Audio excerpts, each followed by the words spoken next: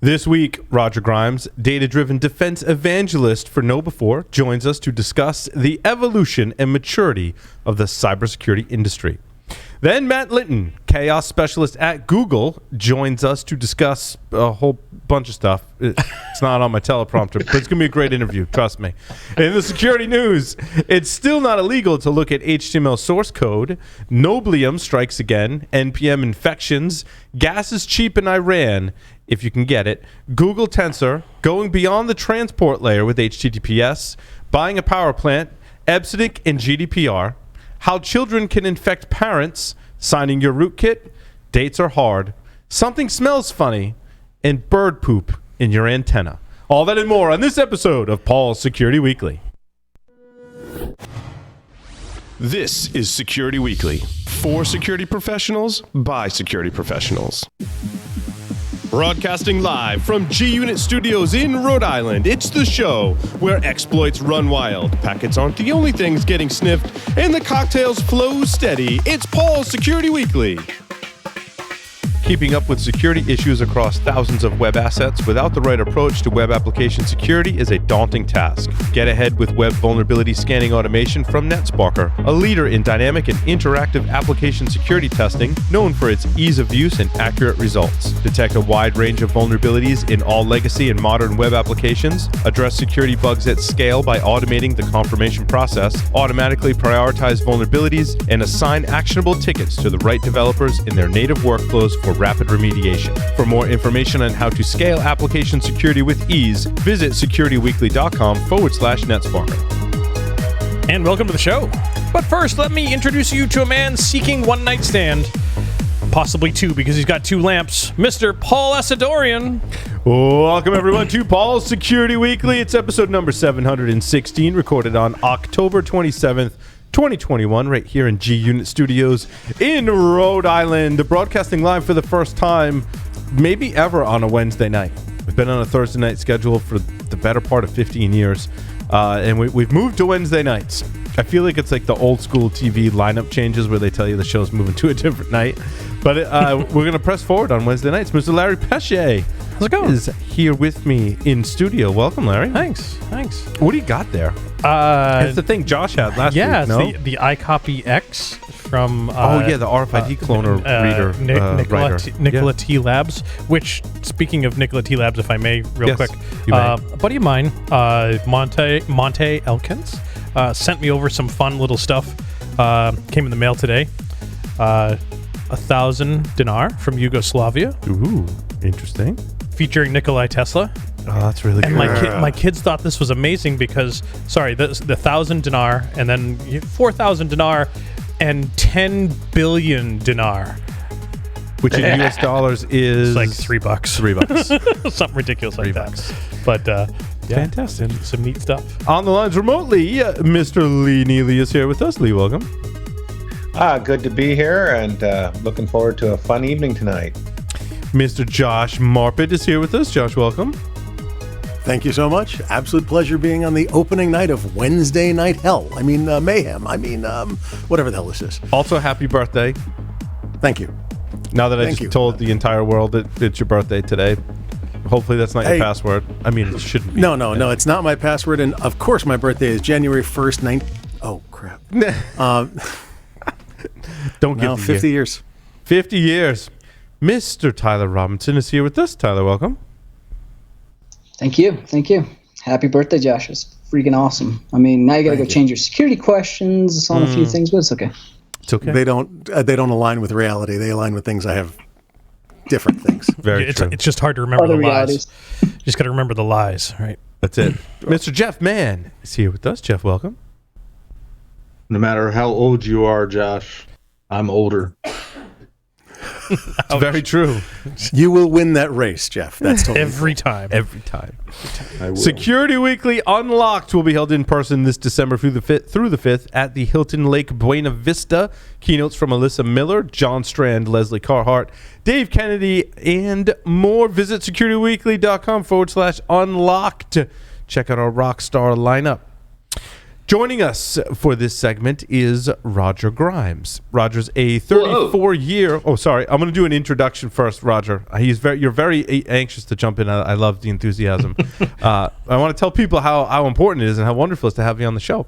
Roger's a 34-year computer security veteran, author of 13 books and over 1,100, although you said 1,200 articles on computer security.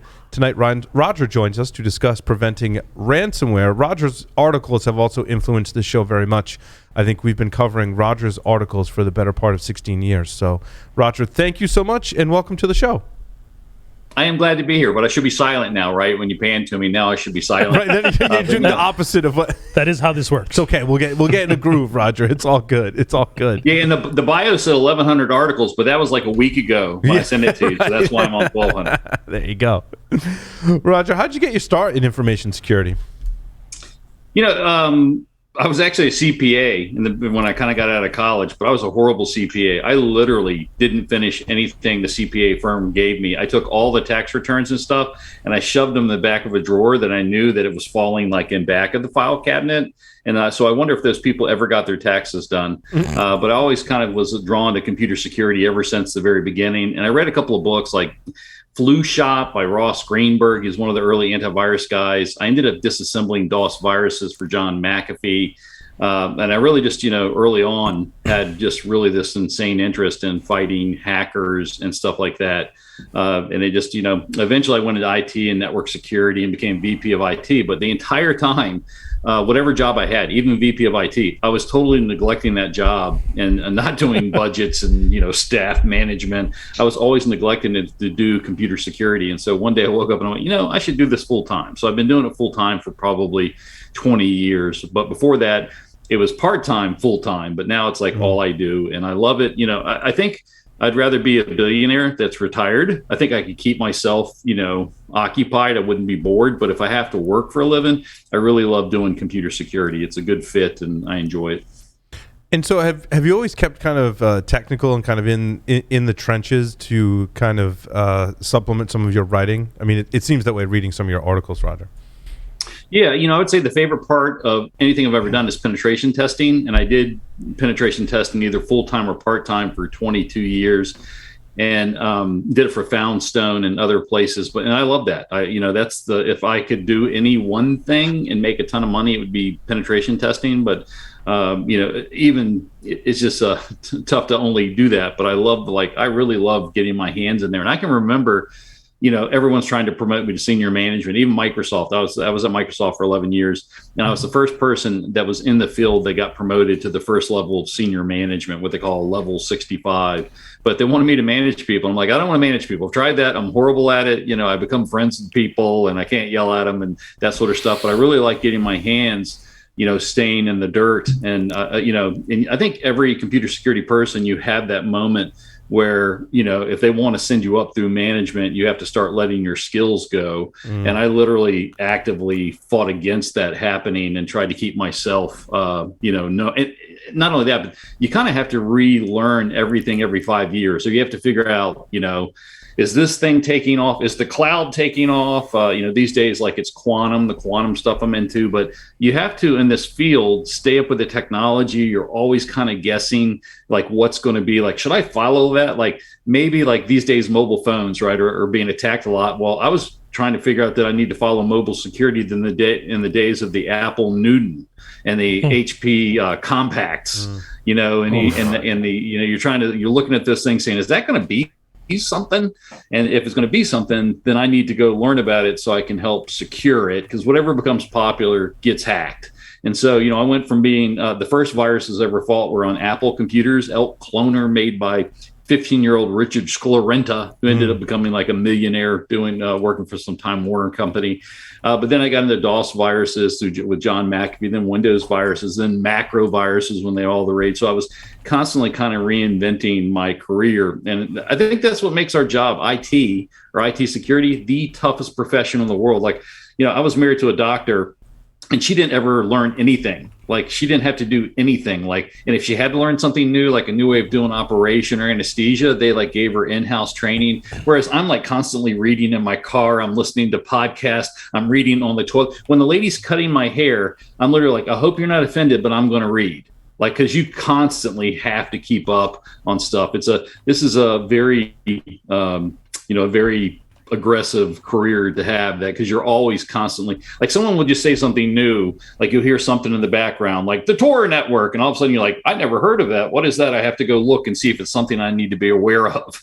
So it's a very, it can be, I don't want to say stressful, but it takes a lot of energy, but at the same time, that's exactly why I love it. A lot of it doesn't stay the same. How hackers hack stays the same, but what they hack, that changes about every 5 years.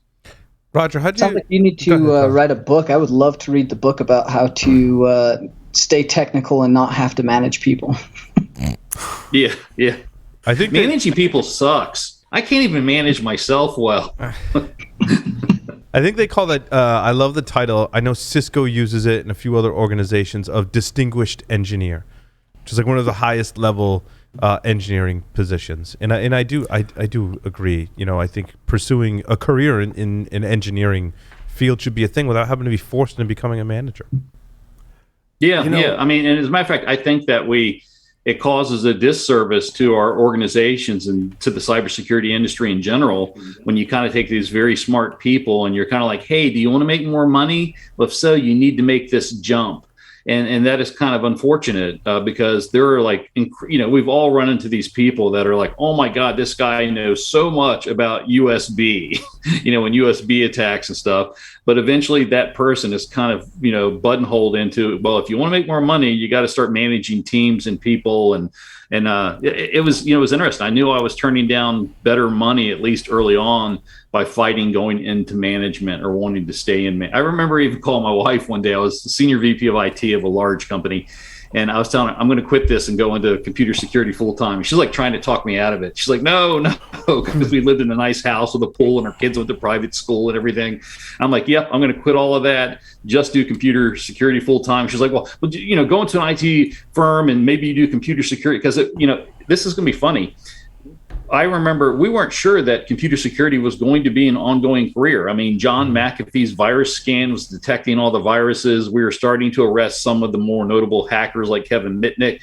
There was a brief time in our industry at the end of the 90s, kind of beginning of the 2000s, where it looked like we might actually defeat the problem. We might defeat hackers and malware. And I remember thinking, well, even though I think they're going to cut down on viruses and they're going to arrest a lot of hackers, there's going to be more computers and more devices in the future. So overall, it'll probably be the same.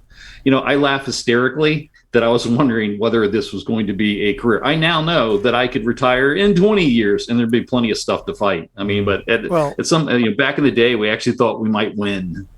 Remember, the president, was it a president of IBM, said, I think there's going to be a market for 5 computers in the world.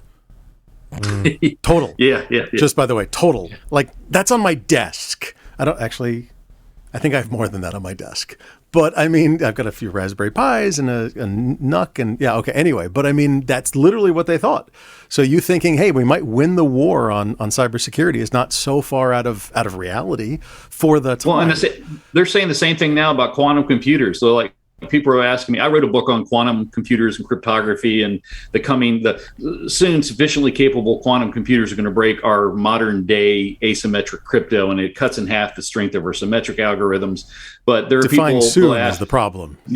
Yeah, I think it's already been done personally. That's my personal opinion. But at the outside, if you ask the person on the very outside, they're saying 2030. And the real answer is probably sooner than that, but probably within a couple of years. But there are people saying, do you think we'll have quantum computers in every desktop? I'm like, of course, they're going to be everywhere. Yeah. But you have people saying there's no way because they take up big rooms, and I'm like, you know what? One day they won't. They'll just be in the chip. Do you think that China has a quantum computer? Do you think these exist? So we have hundreds. There are hundreds of quantum computers. All around the world, hundreds just in the United States. So what you really want to say is, are there quantum computers sufficiently capable of breaking encryption like Correct. we think about it? Yes. certainly the best candidates for that are us and China. And China is certainly very aggressive. They're very proud of it, and they spend billions. Like we're spending billions too, but $1 billion actually goes a lot farther in China than it does here. And it literally is a national pastime. Like in China, if you go to the average person and you say the term quantum computing, they know what you're talking about. That is not the case here in America. And they're making great strides, not only in quantum computers, but quantum networking. And let me say, there's a lot of other countries that are into it, Australia and New Zealand. They're actually making great strides in putting quantum on a chip. So when people say, oh, do you think we'll have quantum on your desktop? Yes, because there is an entire nation full of researchers that are discovering quite well of how to put it on a chip and do what's called photonics and stuff. But China, they're either ahead of us or we're ahead of them, each one by kind of a little bit. Either one of those nations, us or China, could actually already have a sufficiently capable quantum computer that we don't know about yet because the NSA is hiding it. You need only about 9,000 stable quantum bits or qubits to start. They have to be stable, and that's the problem. They're not all stable, or as you get to greater numbers, it's hard to keep them stable and working together.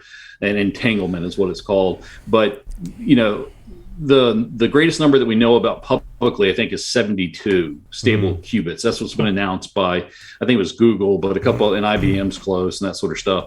But I have a lot of friends in the industry that think that their quantum computers will have literally millions of qubits in a couple of years. And I'm like, well, how do you get from 72 to 1 million in a couple of years if you don't have some that already have thousands?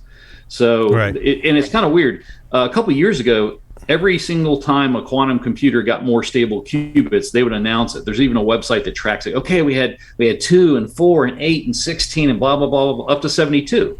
And then about 2 years ago, all of a sudden, nobody is reporting their quantum qubits. Like nobody. It's never been updated. We're still at 72 years later. So that either means we found this technological barrier that prevented us from going past that, or people decided we're making sufficiently capable computers where we need to be quiet about it now because ours could be used by the NSA and the government and stuff to start attacking stuff. So my money is on it's already been done or it's close.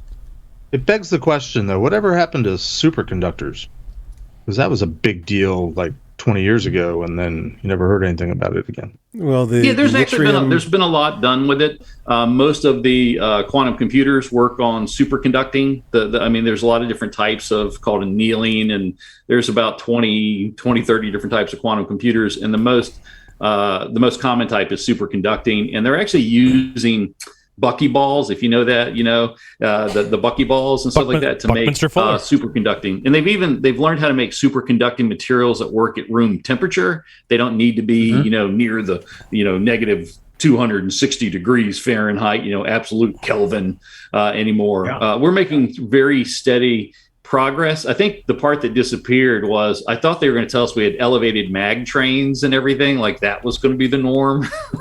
My college, my alma mater of Old Dominion University, even made like a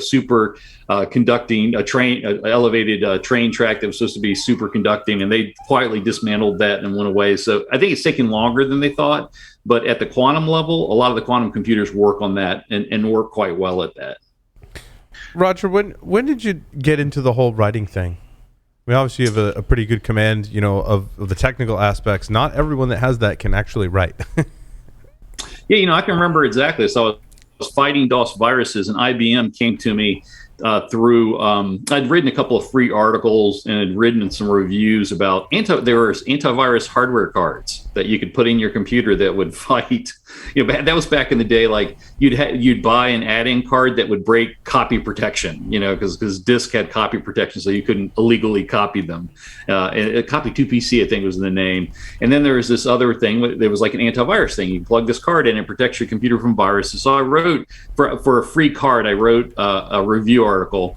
Well, IBM saw that, and I remember they came to me and they said, "We'd like you to write our paper on computer viruses." At the time, so this is probably 88, 89, something like that, maybe 90. But what's weird here is, believe it or not, even though there were computer viruses ever since 1986, Pakistani Brain and Elk Cloner and some other ones, it literally was hypothesis. Many people believe they didn't exist. John Dorvac of PC Magazine, he was a big columnist for a lot of years. He actually wrote a column saying they were fake. even when computer viruses were spreading around the world and infecting people. But he's like, it's a hoax. It's a hoax. And we're like, and those of us who work with him was like, oh my God, this guy's he doesn't know what he doesn't know. But IBM said, we'd like you to write the definitive paper. And I was a kid. I say kid, I was like 19 or 20 or something. And they said, how much do you want to write it for? We want you to write this white paper on computer viruses and how IBM's approach to fighting viruses and stuff. And I thought about it, and I would have done it for free, right? It's for IBM, right? They're the big brand name at the time, even bigger than Microsoft. And I would have done it for free. But then I said, okay, they're saying I can charge or whatever. Well, I talked to my wife and I talked to people, and I finally came back and I got my courage up and said, okay, I'll charge you $1,000 or whatever. And I remember the guy, the lawyer, he may still be alive, Ken Kuykendall. I remember the guy. And he's like, $1,000? I can't cut a PO for that. I'm going to at least have to pay you $10,000. And that's what it became. $10,000 was my first paid assignment. And from there, I have a twin brother. He's a better writer than I am. And we ended up having a computer column in the local newspaper called Double Click, because we were twins, that ran for a couple of years, and it kind of spread out from there. And I eventually met my current wife, and her son was hacking people on AOL, and I was trying to stop him from hacking. And from what I learned, I ended up writing my first book for O'Reilly called Malicious Mobile Code, Virus Protection for Windows. And that kind of, once you get your first book, the rest just kind of come. And let me say, what's hilarious is that I'm an idiot. I failed English twice in high school, which meant I was taking 3 Englishes my senior year. I barely got into college. I failed out of college my first year. I will say I had a really great time the first year, but I wasn't really studying. And I failed math. I failed science. I failed chemistry, biology. Couldn't even think about taking physics. The idea, anyone that knows me from back in like high school days, if you say, yeah, that Roger Grimes has written 3 books on computer security, they would go, nah.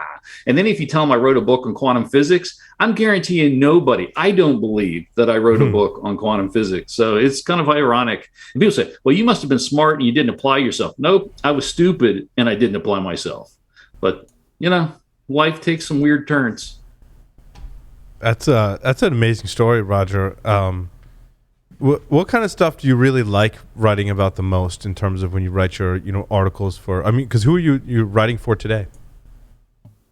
Yeah, so the last couple of books have been from Wiley, and I like the quantum stuff. Just I really get into the quantum physics. I'm actually writing a book on particle physics right now called "So You Didn't Think You Would Understand Particle Physics," and I'm going to try to take the reader through step by step from a beginning understanding of atoms and molecules and electrons all the way to quantum field theory. We'll see how it goes. But the stuff that I really love, I did one today. I just published one on LinkedIn today called Nuclear Ransomware 3.0. It's about to get worse.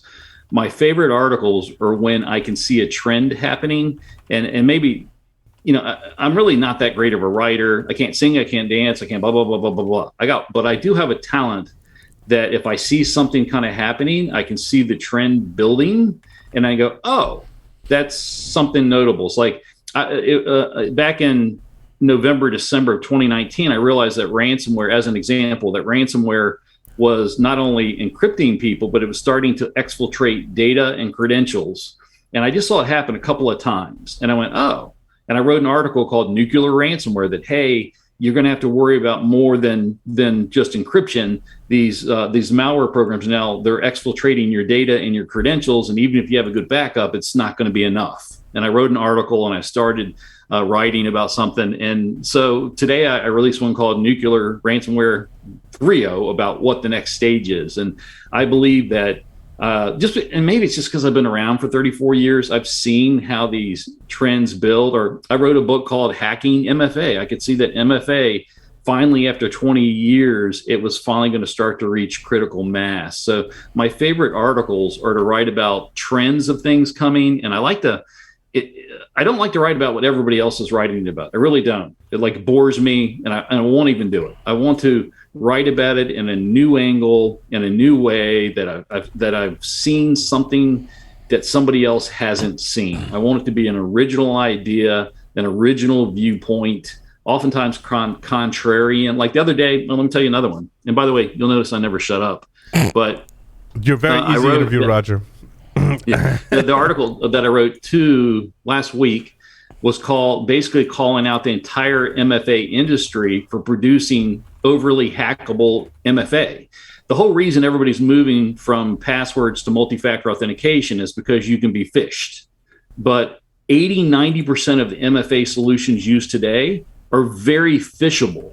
We are selling people a false bill of goods. We're getting ready to make everybody do a massive migration, and the vast majority of it can be phished around with a simple phishing email. Yeah, And so Roger, we talked about your article. We covered it last week on the show. I think we agreed with you, and I think we took a kind of a step back from the weeds of the article and was like, wait, I never thought of MFA as protection against phishing. We established that MFA is a decent defense against password spraying and password brute forcing, but not necessarily phishing. And I think it's a shame that people in the industry think of it this way and sell it that way. Wait a minute. Google actually did a study. They handed out the physical access tokens to all their employees, and I can. It's been a while, but I can pretty much quote it. They said that the physical access tokens 99% of all hacking. No. Google says it. That's not. Microsoft says it. That's not true. You're wrong, Roger. Bear with me a second. Okay. They said that the physical access tokens stopped 100%. Actually, it was 99.9%. They rounded to 100, and they said we rounded to 100. It was like 3 cases over. I think it was 250,000 employees of phishing. They didn't say hacking. They specifically said phishing. That's a very big difference. Yeah, let's be clear. Big leap, yeah. So, but they said that the physical access tokens, which are a form of MFA, stopped phishing. Yeah. So you're right. And but they've since changed it. Now they're promoting that it stops. I swear to God, this is something I talk about all the time. Both Google and Microsoft and the entire cyber security insurance industry now says MFA stops 99% of all hacking. I heard it from Microsoft. Yeah, but I think we need to obviously clarify MFA and the different types of MFA and what's effective at stopping phishing and what isn't. It's the new holy grail by many people. So what Google said was correct. They had their experiment where at the time it was kind of like YubiKeys. This is what they were handing out. Google had their token. Did they kill it like most Titan. of their other? No, it's still. So they stopped using YubiKeys, and now they have their own wireless and USB. USB and Bluetooth. Titan It's the key. Titan. The Titan. Yeah. Which these are kind of hilarious because they look like MFA, but you plug them in and you push your button, right? So that means if you lose this, anybody finding it can log in as you. And everybody calls these MFA. They're not. They're single MF. They're single. Or if you get, it's push-based authentication, right? It's I do one thing. I don't have to put in a PIN. I've got so most people would think that it fights phishing. Interesting about the password spraying attacks and stuff. Acme published a stat that said 65% of all password spray attacks were against APIs, application programming interfaces, and on those you can't use MFA at all. Well, yeah, that's we just go around it. Tyler, I was going to say this is only addressing a very small portion of what hacking is, or even what cyber criminals. We won't even go APT. Like we'll go cyber criminals and ransomware, right? Like this is only addressing the initial access piece of what most places are doing. So you talk about physical, you talk about drive-by credentials, anything that's executing code, any of the 0 days it get. These are all very small. This is initial access. Then we talk about when it gets deployed in there. You got lateral movement, you got a credentials abuse, you've got all the Active Directory stuff that has come down the pipe. Like, I agree that this is a good step in the right direction, but those are some pretty blatant claims that I've never been impeded by in all of my hacking expeditions. So, like, what are they claiming to actually stop? Well, it depends. I mean, so the claims frequently, I'm not making this up, stops 99% of all hacking. So Microsoft and Google, they started out by saying we implemented MFA and it stopped. And let me say, Microsoft was even very clear that it stopped 99% of authentication attacks. Google stated it stopped 99.9% of phishing attacks in this limited study.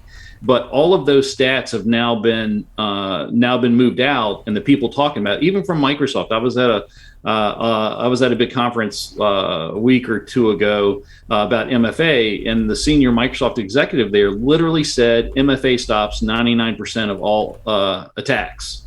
And, she could have been just being overly zealous and just talking loosely. But unpatched software is responsible for 20 to 40% of attacks, and MFA doesn't stop that. And once I'm an attacker on, a lot of people don't know this, but once you're on an Active Directory network, even if you don't quote unquote have a password, there is a hash associated with your account, and I can replay that hash and log into anywhere I want to once I'm on the network. So you're right, so the MFA might prevent them in some cases from getting on the network. Or I ask myself, just asking, MFA is a good thing to have. You should have an MFA.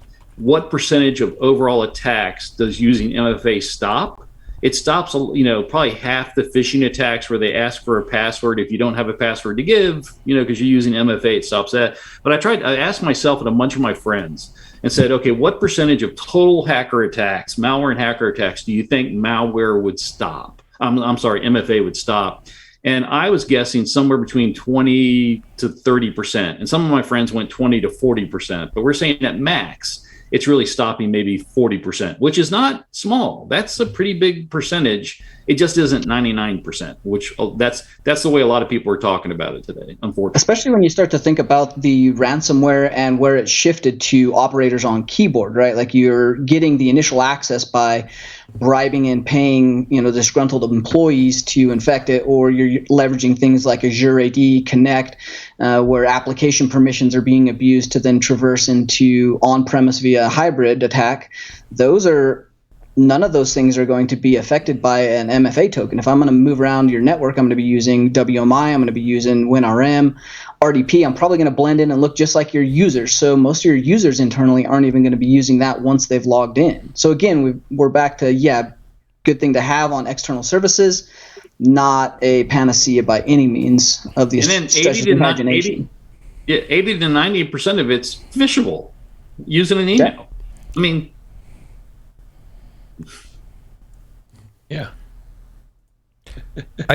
Roger, I do want to segue and talk a little more about ransomware, because I think we talk about it a lot, but not in the context that it's the result, it's the impact, not necessarily the problem.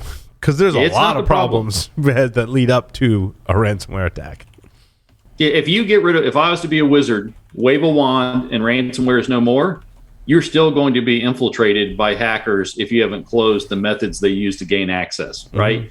Mm-hmm. Before ransomware, we had problems. It was remote backdoor Trojans. It was past the hash attacks. It was key logging. Your problem isn't ransomware. Ransomware is the outcome of your real problem, which is how are they gaining access and moving laterally. And if you don't solve those problems, when you solve ransomware, it's just something else is going to fill the block. It's whack-a-mole, right? We're always chasing the next shiny object. And what we should be doing, if you want to stop somebody from breaking into your house, you should figure out how they're breaking into your house. Because if you don't figure that out and stop it, then there always going to be somebody that breaks into your house. Like, are they breaking in through the windows? Are they breaking through the doors? Are they breaking through the attic? Are they breaking through the walls, the floors? You've got to figure out how they're breaking in, close those avenues of attack, because if you don't close those openings, it's just going to be something else. Well, it's always something else. There's always something going on, some new attack surface, some new hack, some new technology that the CEO mandated you must buy, and that's got 40 different vulnerabilities in it, of course. So, in reality, the idea that you can close your windows and doors, great, but there's always a construction guy working on that end of the house. You know what I mean? So, but in today's attack surface world, where we've actually got companies trying to manage attack surface, which I think is an interesting premise. I haven't really seen too much about that, so I'm not claiming to know very much. But in this world, how do you close your windows and doors appropriately? Well, I think at the very minimum, you need to concentrate. Through my research, and I've been looking at it for 22 years, social engineering is responsible for 70 to 90% of all attacks. Unpatched software is 20 to 40%, and they often overlap. And then some third thing that tends to change over time. These days, it's password guessing, password spray attacks, or I know your password. But those two or three things account for 99% of all hacking. 99%. But the percentage where are you getting that data from? I can give you lots of data, including my own research. If people email me at rogerg@noblefor.com, I'll send it to you. So lots of it is from data of the companies I worked for. I have a lot of public data. So I've got lots of I can send you my articles that explain how I derived that. So let me say that you can't find a computer security report that doesn't say that social engineering isn't the number one cause of all attacks. No. I was not disputing that social engineering was number one. I totally respect that that's entirely possible. I was explaining that 99% of that data, to say that 99% of hacks are from three categories is a fascinating assertion. And I'd love to see the public data behind that. That's awesome.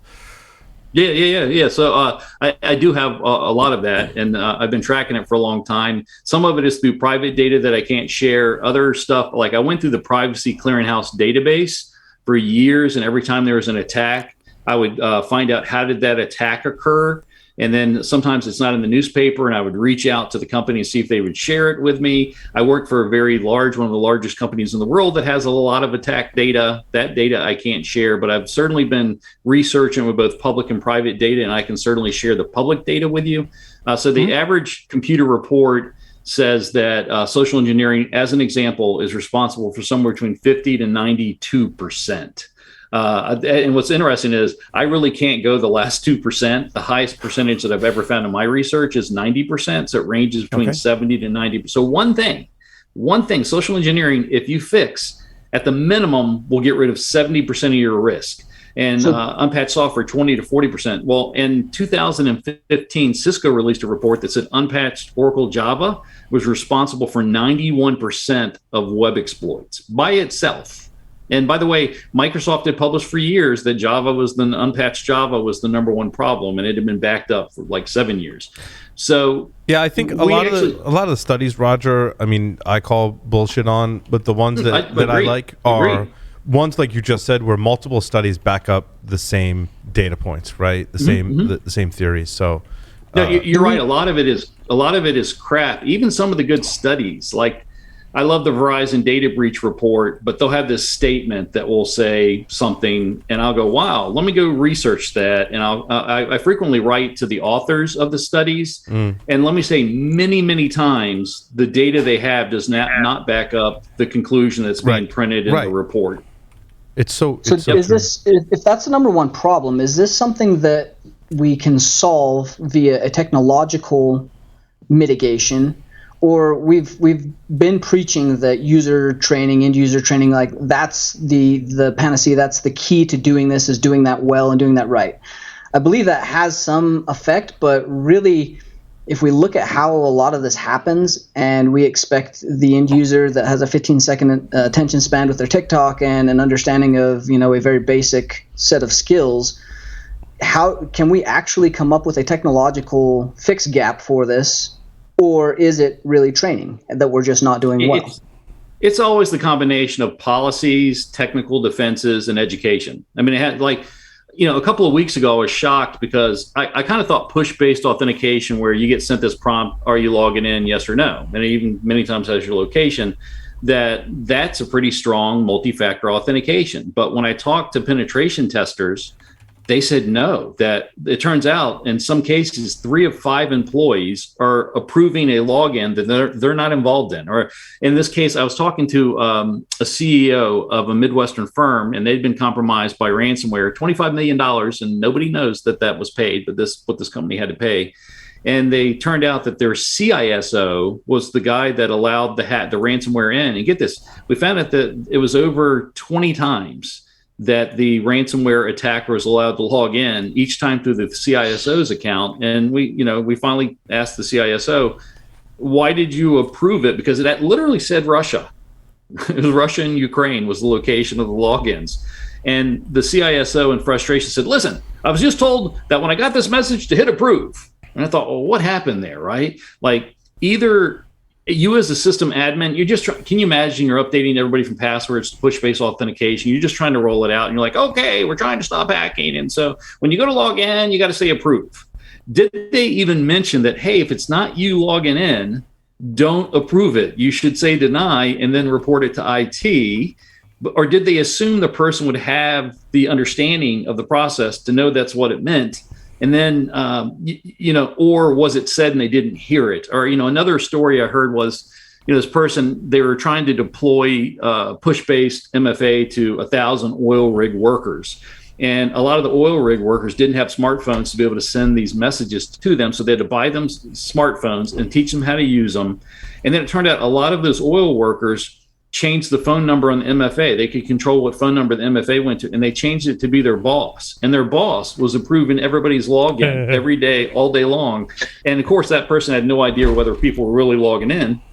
And they asked that supervisor, "Why are you doing that? You shouldn't do that. You're setting yourself up to be compromised, and you stop that." So they stopped it. Well, they went back and they checked. 2 months later, he started it again.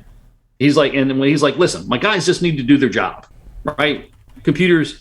So to answer your question, it's going to take a combination of policies, technical controls, and education. And sometimes it's just a little bit of education, to tell someone, hey, if you're not logging in, don't hit approve. So it's going to take all of these things until we get better technical controls. And let me say, it all comes down to, we need to upgrade the internet to stop crime. People commit crime because they can't get caught.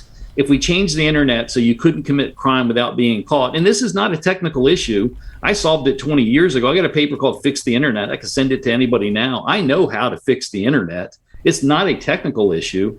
It's a political issue because, believe it or not, when you secure the internet so that nobody can use it to commit crime without being identified, there are lots of people all over the spectrum that don't like that. There are privacy advocates that don't want to be identified. They want complete 100% anonymity. I understand it. And then there is the entire world of law enforcement and governments that kind of like that it's easy to hack people. That's how they identify and arrest and wiretap and stingray people. Like, if you want to know why our cell phones are so insecure, the SMS messages and the voice calls, and you can fake being anybody, a big part of it is because our intelligence agencies and law enforcement want it that way.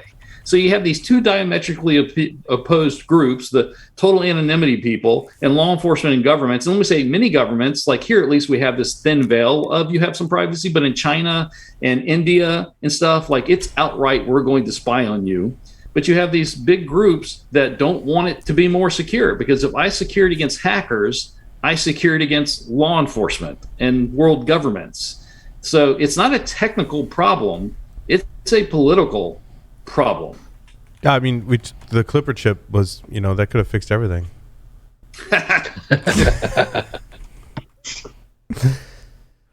Dear Lord God. Boy. Good Lord. I thought I had one more thing. What was that you were saying, Paul? What? Yes. Missy. I had something on ransomware. One thing I have been seeing on ransomware, so I want to address this point, Roger, then I want to ask you the 5 questions about Security Weekly, where the folks like in government seem to be getting more serious about viewing ransomware and cyber criminals as real threats that command a physical attack, physical retaliation, taking a more proactive stance in doing this. Do you think this is something that can work with ransomware? And are you following what's happening in various countries where they're really trying to go after cyber criminals more than before, largely because of ransomware attacks? It could. I mean, that's the big fear, too, is that a digital cyber warfare could lead to a kinetic, bloody battle. I mean, if you think about what we did with Stuxnet, right? That's the United States and Israel that took out nuclear centrifuges in Iran. Can you imagine if Iran had come into America and digitally disabled our nuclear capabilities? That would be real war. There would be real. Well, it's not possible because our nuclear capabilities are stuck in the 50s for just that reason. That's right. Good luck trying to find CPM viruses. Yeah. But I mean, so yeah, I think there is a coming. We're coming to this reckoning. Like, we've always worried about digital warfare, and this year is like the year of ransomware. The year of MFA taking over, and the year of nation state attacks. It's, SolarWinds and the Microsoft Exchange hacks are huge. Tens of thousands to hundreds of thousands of companies were compromised by Russian nation state. And Russia right now, as an example, Microsoft said Russia is responsible for 58% of reported crime. 58%. followed by Iran, not China. I always thought it would be number 2 would be China, but in the Microsoft report, it was Iran, then China. You missed the part where it said reported crime. China doesn't get caught. We don't catch the good criminals. Right. Well, and let me say, we don't get caught, right? Except for that once. Our NSA's in and out most of the time, unless they have like a Edward Snowden Yeah, it leak was or something. more Israel. We'll talk about how Israel. In the news. Yeah. But so I would say that, there is going to be probably physical things, and I heard that Iran's gasoline stations were taken out, and who is it internal? Was it an external thing that caused this physical, all the gasoline stations cards being down and that sort of stuff? The biggest fear is that in any Cold War that somebody will make a mistake and the response will be overly aggressive because of that mistake. Like, I forget the book, but there's a book saying that we're 5 times close to the brink of nuclear war because our sensors thought somebody else was attacking us. We've dropped atomic bombs out of airplanes and they've fallen off of trains and stuff like that. But there's been 5 cases where we very close came to setting off nuclear bombs and setting off a nuclear war. And only if you believe the stories and the narratives, it was only, because of some small thing. One of those is when some kid hacked the Whopper, but that's right. Do you want to play a game? But I mean, that's the fear right now, where all this digital warfare is going on. If Russia was to come take out our fuel industry really in a really bad way, not just the Colonial Pipeline, which didn't even really touch the pipeline, but if somebody really aggressively attacks one of our major industries, the food supplier, because they were attacking a grain supplier consortium, if they actually cause significant disruption, I think it's going to be difficult for somebody's defensive capabilities not to attack at either a cyber capability or even physically. It's going to be that's their Cold Wars don't always stay cold. Roger, are you ready to play 5 questions with Security Weekly? Yes. 3 words to describe yourself. Can Roger only do 3 words? Just 3. Hardworking bulldozer. If you were a serial killer, what would be your weapon of choice? Ice. If you wrote a book about yourself, what would the title be? 1 IQ point above average. What is your favorite hacker movie? It might be War Games. That's a great one. Yes. Or Sneakers. Somewhere in there. I don't know. They're all kind of horrible, right? I mean, most of them, I spend my time going, that's like, I love the password ones where they break into the passwords and they're like, okay, guess this password. And apparently if you have a gun at your head, you're better at guessing the passwords. And then they're trying a bunch and then boom, they're through. And I'm like, that's not at all how password guessing works. Although one time I once broke into a system outright on my first guess, the admin password, and I went, I don't know, Rosebud, because I'd watched Citizen Kane that week and I put in Rosebud, which is a major word in that film, and it worked and got me through. So in my 34-year career, it's never happened again, but it did happen one time. Roger, choose 2 celebrities to be your parents. Alive, dead, fictional, or otherwise. Oh, wow. Jessica Alba and George Clooney. Very nice. Roger, thank you so much for appearing on Paul's Security Weekly. Thank you. But what a blast. I can't believe I didn't say Albert Einstein. Next time. Coming up next, Matt Linton from Google. Stick around.